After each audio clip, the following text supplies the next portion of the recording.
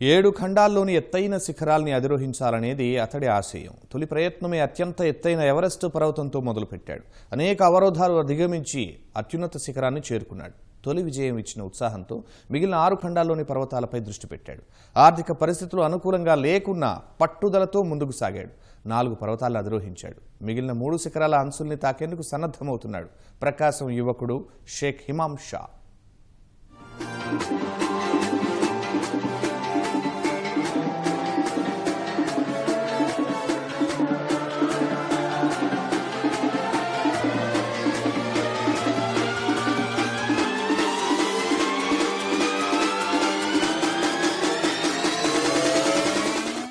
కలలు కనడమే కాదు, ఆ కలల్ని నిజం చేసుకునేందుకు వచ్చే ఏ అవకాశం వదులుకోవటం లేదు నేటి యువతరం. లక్ష్యం ఎంతటిదైనా అధైర్యపడక ఆత్మవిశ్వాసంతో ముందుకు సాగుతున్నారు. ప్రకాశం జిల్లాకు చెందిన నిరుపేద యువకుడు షేక్ హిమామ్ షా సైతం అలాంటి సంకల్పంతోనే పర్వతారోహకుడిగా మారాడు. పట్టుదలతో ఆసియాలోని ఎవరెస్ట్, ఐరోపాలోని ఎల్బర్స్ పర్వతం, ఆఫ్రికా ఖండంలోని కిలిమంజారో, దక్షిణ అమెరికాలోని మౌంట్ అకాంగ్వా పర్వతాన్ని అధిరోహించాడు. యువ సాహసికుడిగా మన్ననలందుకుంటున్నాడు.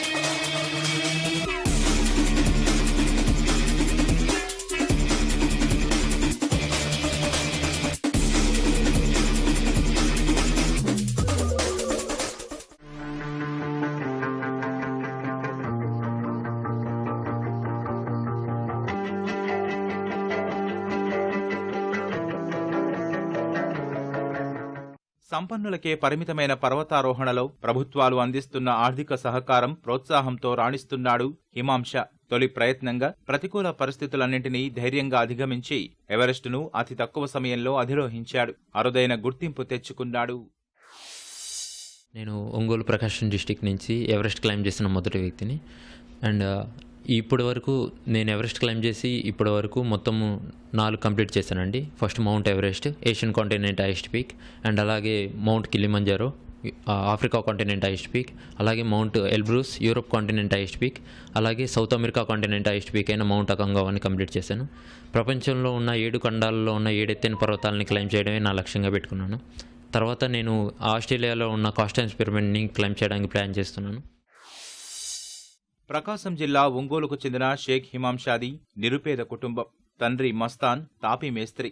పేదరికం వేధిస్తున్న కొడుకును అన్ని విధాలా ప్రోత్సహించాడు. తండ్రి కష్టానికి ఒంగోలు యువజన సంక్షేమ శాఖ చేయూతనివ్వడంతో పోటీని తట్టుకొని ఎవరెస్ట్ అధిరోహించే 5గురి బృందంలో హిమామ్ షా స్థానం సంపాదించాడు. 2018లో జరిగిన ఎవరెస్టు అధిరోహణలో అగ్రస్థానంలో నిలిచాడు.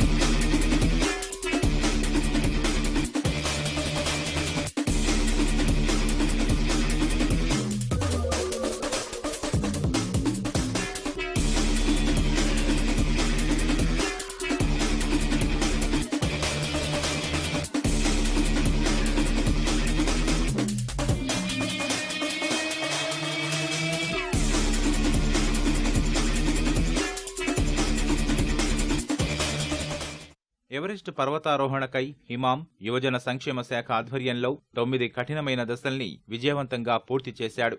విజయవాడ కేతనకొండ, డార్జిలింగ్లో శిక్షణ తీసుకున్నాడు. సుమారు 130 మందిని దాటుకుని ఎవరెస్ట్ అధిరోహించే బృందానికి ఎంపికయ్యాడు. ప్రముఖ పర్వతారోహక శిక్షకుడు శేఖర్ బాబు ఆధ్వర్యంలో తర్ఫీదు పొందాడు. భారత్ తరపున ఉత్తరం వైపు నుంచి పర్వతాన్ని ఎక్కిన మొదటి వ్యక్తిగా నిలిచాడు.